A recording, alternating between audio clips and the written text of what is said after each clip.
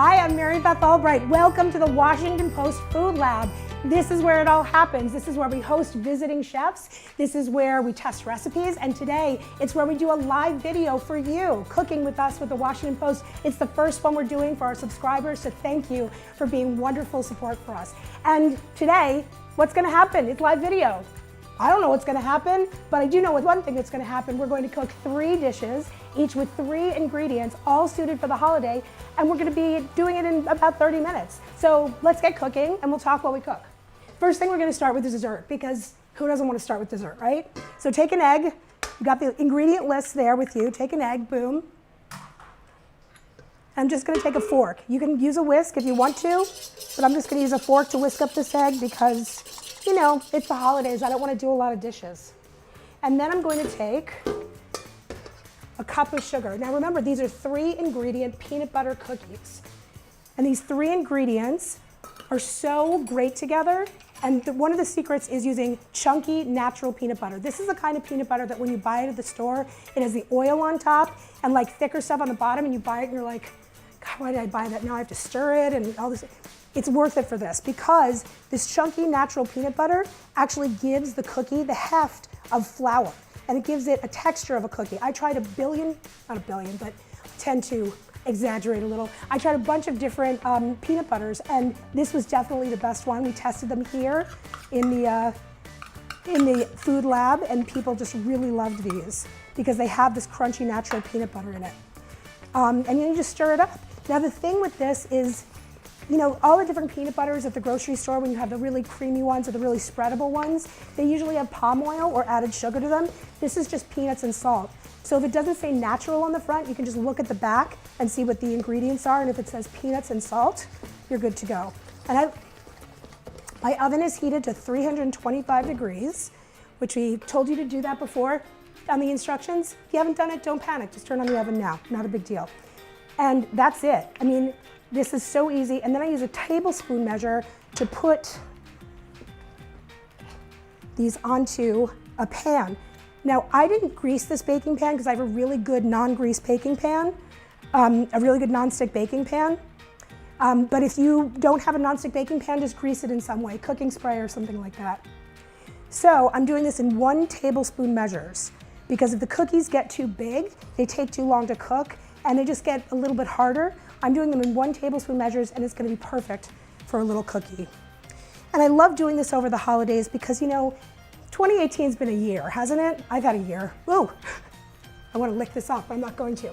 I'm going to just wipe it off with my wet towel right here. I always have a wet towel and a dry towel when I cook because things like that happen. Remember, live video. Peanut butter goes all over the place. And I'm using 2 spoons because you know what? Peanut butter's sticky. So I love to do this over the holidays because I like to keep things simple. And especially, as I said, in 2018, I just feel like this is not the kind of year that I want to go through the grocery store with 2 grocery carts. This is the kind of year that I just want to say, you know what? I'm making these dishes with 3 ingredients and they're going to be great and people are going to love them. Nobody has to know that they have 3 ingredients, but you know, if you tell them, I think they'll be impressed. And also, when anybody comes over to my house and they ask if they can do anything in the kitchen, I always give them something to do in the kitchen because usually that person really wants to help out, and it's like, if you say no to them, it's like, what are they gonna do? Now they're gonna have another drink or whatever. So I like to give somebody something to do. And even if peanut butter cookies were not on the menu, you can give this to anyone. You can give this to a child to do.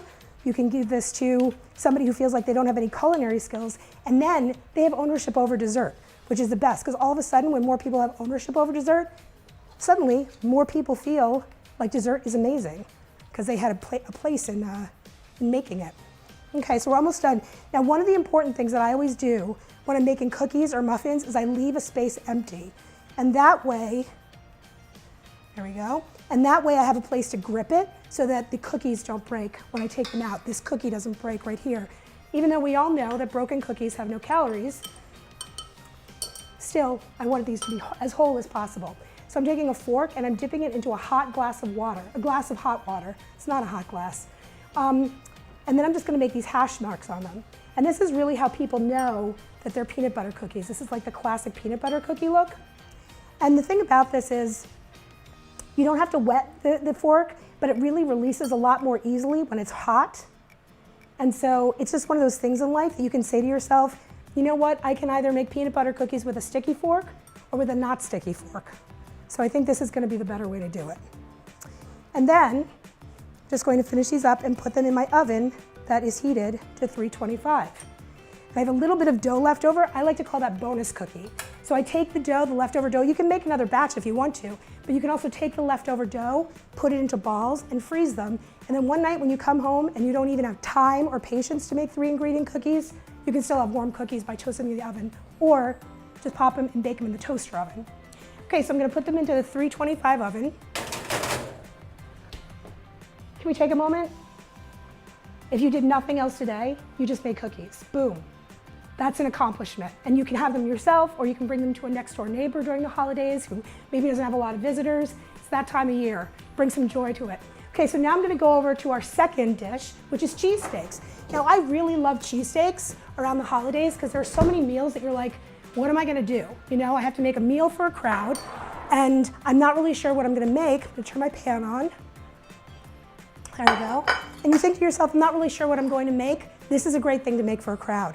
Now, the reason I asked you to put this in the freezer, you can see, it firms up the meat. It does not freeze it, but it firms up the meat really well, and it's very easy to slice thinly. And that's what you want for cheesesteaks, are these really thin slices. These slices that you can almost see through. Hello Washington Post subscribers. So this is how you get them pretty thin. Is just cutting those up when the meat is a little bit warm. Now, I asked you to get a chuck-eye steak, and a lot of people aren't familiar with chuck-eye steaks. They are one of my favorite cuts of steak because it's known as the poor man's ribeye. It has a lot of the steakiness flavor, that's what my kid calls it, the steaky flavor of a ribeye, and it's got a lot of the soft texture of a ribeye, tender texture of a ribeye, but it's not as expensive. And it's a great just like thing to know about, that chuck-eye steaks exist. So I told you to get 3/4 pound. That's pretty good for 2 entree sandwiches or 4 hors d'oeuvre size, or just like little sliders. You know how all over the place now you're seeing cheesesteaks everywhere? It's like cheesesteaks at really fancy restaurants made with really good beef. Cheesesteaks are having a moment. So are we. I think we're having a moment in the Food Lab, live, having a good time. So I'm just, oh, so somebody wrote in and asked if I tried Splenda with the cookies. I actually haven't. I find that Splenda doesn't bake as well, but I think we should do that. You know what? Here's what I want you to do. I want you to email me or tweet me. I'm at Mary Beth, or you can get my email address and just send me an email about this. And I will try it and I will get back to you. Because somebody asked me, well, what if I have a peanut allergy? And I said, do you have a legume allergy? Because a lot of people with peanut allergies actually are allergic to other nuts. So we tried it with crunchy almond butter, and it worked really well. Okay, so just go straight into the pan. You don't need to oil this pan, and here's why. Look at all these little pieces of fat. These are going to melt in the pan, and this is actually going to oil your pan for you. You can already see it. But I don't want to mess around with this too much, because that's how steak gets like a nice crispy edge. So I don't want to mess around with this too much. One of the tricks that they do in Philly, respect to Philly, nothing but respect to Philly, because the cheesesteaks are amazing. One of the things they do in Philly to get these really thin slices even smaller is actually break them up with a spatula. There we go. And that's how you get these really thin and really small pieces. If you have 2 spatulas, really thin and really small pieces of cheesesteak, so that when you don't, when you're eating it, you're not like eating a bite of cheesesteak and having the whole thing pour out. This is the way to do it. And I'm going to put sharp cheddar cheese on my cheesesteak. I know that's like sacrilegious for some cheesesteak people who think that it's only Cheese Whiz or only provolone or only American cheese. And do you remember in 2003 when John Kerry ran for president and he went to Philly and he ordered his cheesesteak with Swiss? I'm still reading about it. So although people might be vilified in Philadelphia for eating cheesesteaks with cheddar cheese or Swiss, I think in your own home you should be able to eat your cheesesteak how you want. Again, respect to my friends in the city of brotherly love. Your cheesesteaks are amazing. Thank you for inventing them. Okay, so you can see that right now this is cooked up really quickly. If you can't find a chuck eye steak, ribeye is actually the classic meat that they use in Philadelphia, but that can get a little pricey, especially if you're cooking for a crowd. So if you're really cooking for a crowd, like a ton of people, let's say you're going somewhere for the holiday night and you're not going to be served dinner, so you just want to have something before you go out, but you don't want to mess up your kitchen entirely. This is a cutting board and a pan. That's it. You can serve this to a crowd, and if you do, and if you want to save some money, sirloin steak. Top sirloin steak is the way to go. All right, so I have 4 buns laid out here. I'm going to divide it into 4 portions in the pan. That just makes it easier. And then I'm going to put some, man overboard. I'm just going to put some like grated cheddar cheese right on top. And you should put whatever cheese you like. And Martin wants to know if you can use flank steak. Martin, thanks for writing it. So great to know that you guys are like watching and being curious about this stuff. Absolutely, you can use flank steak. Flank steak is a quick cooking steak like this. You really want to make sure to slice it thinly though, and you want to make sure to slice it against the grade. There we go. And then I'm just going to put them here in my buns. One of the tips that the food stylist here at the Post taught me is if you want things to look at that. Ugh, that's a money shot. One of the things that the food stylist taught me is that if you want to use these like very high buns, but you don't want such a high meat to bread ratio, if you want less bread, you can just take out the insides of the bread, still have the height of the bun, but not have all the bread if you don't want to get in the way of the cheesesteak. Look, we have extra cheesesteak. It's an embarrassment of riches. Gonna be able to feed everybody after this. I want you to come over here so I can feed you too. I wish I could feed you. I'm so like just excited that everybody is here and having a good time in the Washington Post Food Lab. We make a lot of magic here. Okay, so there you go. Boom, 4 cheesesteaks. Remind me of little White Castles a little bit. Okay, open that up, and we're good. So now, if you've done nothing else today, you've made cheesesteaks, you've made dinner, or hors d'oeuvres for people who are coming over, and you've made cookies. Do you feel accomplished? I think we can do one more thing. What do you think? I think we can. So, I feel like it might be cocktail o'clock. And I feel like maybe 2018 is the year that we go back to giving gifts that people actually enjoy and don't cost a lot of money and show that you thought about them. So, what I'm going to do is infuse some vodka, which is a very clean tasting liquor, with fruit and herbs. And really, today we're doing strawberry and thyme because it looks really pretty, but really you can do any, I've done this with pineapple and rum, a light rum in the summertime, and then I just make like, a great pina colada out of the infused rum and coconut water, and I'll just spin it with a blender with some ice, and that's a like light pina colada. It's delicious. But you can do this with any kind of fruit. And here's the best part about it too. You can do it with the bruised fruit. The bruised fruit is just as good. It's just like it has a brown spot, so your kid won't need it or something. So you can just cut it in half and throw it in here because the vodka is going to take on all that delicious flavor of the fruit, and you don't have to worry about the brown spots. I told you to get a pint of strawberries. That's about right. If you have more, put more in. If you have fewer, put fewer in. That's fine. This is like, it's not an exact recipe. It's whatever you like. I've done this with lavender and vodka. If you're a lavender person, if you're not, probably not the way to go, but I've done this with lavender and vodka. It's delicious.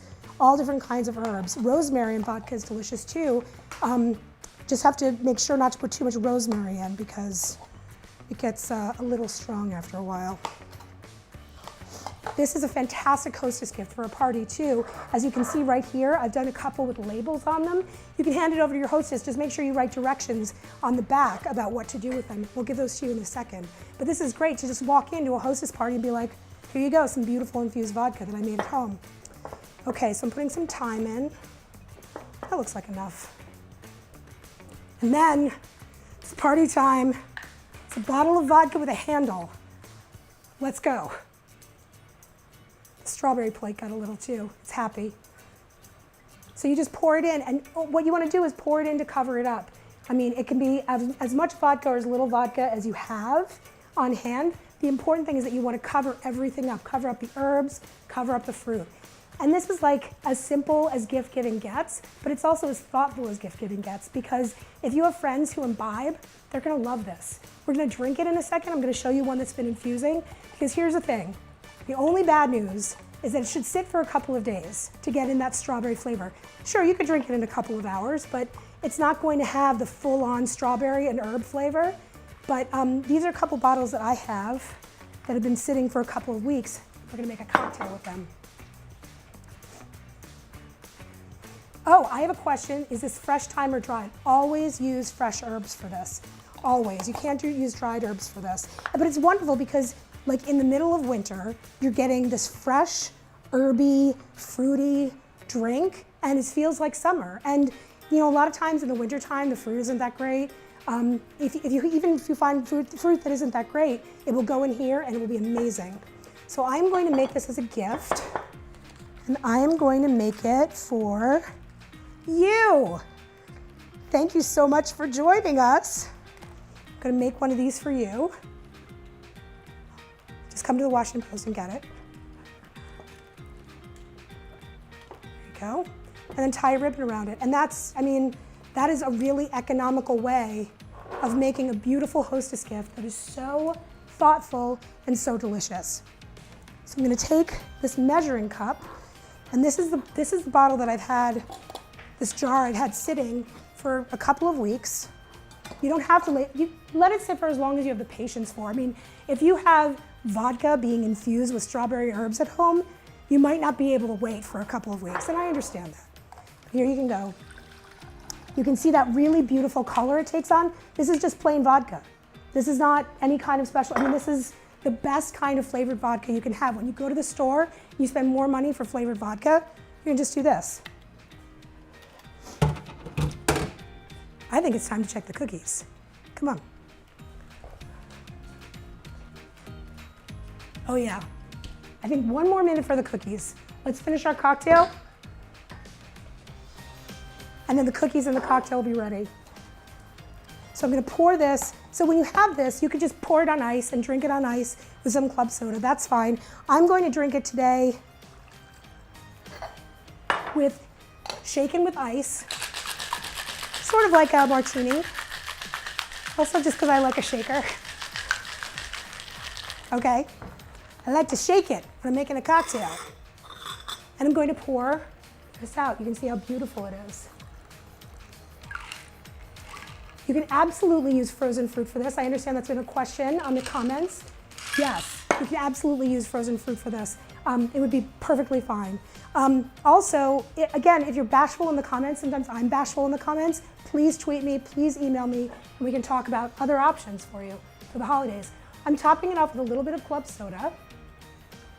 And now I'm going to go back and check the cookies. I think they'll be done. They just needed one more minute.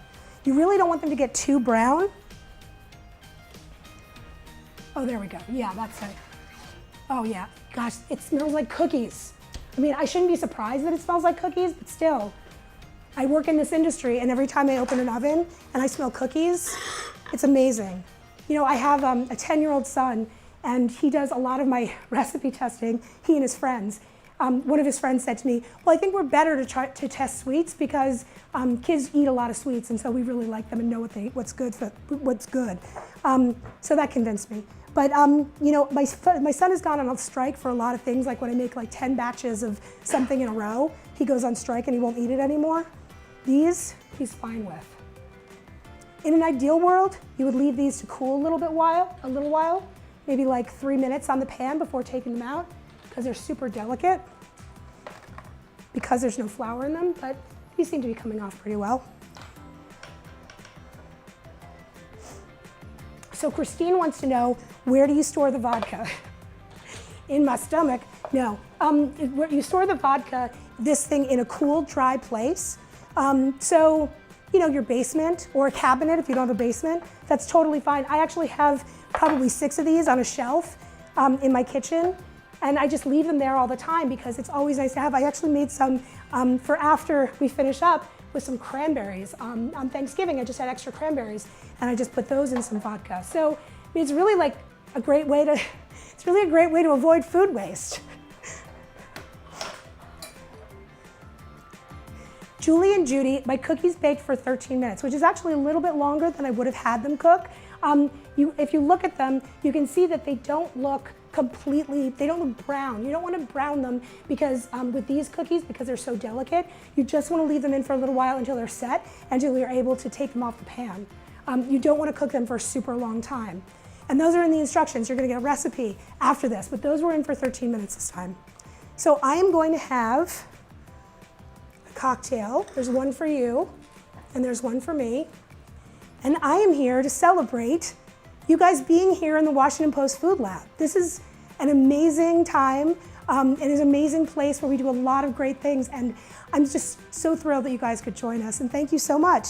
We're gonna have a cheers, and I hope we can do this again sometime. I'm Beth Albright.